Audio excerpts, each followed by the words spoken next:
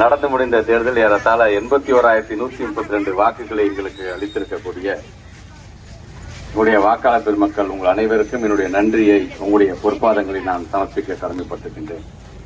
எனக்கு வாக்களித்தாலும் வாக்களிக்காவிட்டாலும் அனைத்து என்னுடைய தாய் வீட்டு சொந்தங்களுக்கும் என்னுடைய நன்றிகள். குறிப்பாக எங்களோடு பணியாற்றிய எங்களுடைய மதசார்பற்ற முற்போக்கு கூட்டணியில் அங்கம் வகித்திருக்கின்ற அனைத்து தலைவர்களுக்கும் தோழர்களுக்கும் தொண்டர்களுக்கும் இந்த நேரத்தில் என்னுடைய நன்றியை தெரிவிக்க நான் கடமைப்பட்டிருக்கின்றேன்.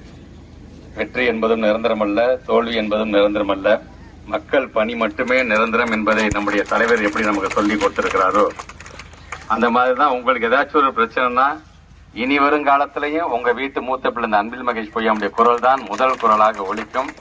அதனால எல்லாம் தொடர்ந்து பயணிப்போம்.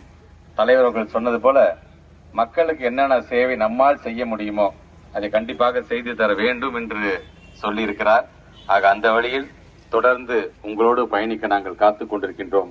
தொடர்ந்து பயணிப்போம். உங்களுக்கு ஏதாச்சும் ஒண்ணுன்னா இங்கே நம்முடைய பகுதியை சார்ந்திருக்க அண்ணன் தருமணனாக இருந்தாலும் சரி, இந்த பகுதியை சார்ந்திருக்கின்ற நம்முடைய ஆற்றல் மிகு வட்டக்கழகத்தினுடைய செயலாளராக இருந்தாலும் சரி, எதெல்லாம் எங்களால் செய்து தர முடியுமோ அதை கண்டிப்பாக செய்து தருவோம் என்று சொல்லி உங்கள் அனைவருக்கும் என்னுடைய நன்றியை தெரிவித்து விடைபெறுகிறோம். நன்றி நன்றி நன்றி.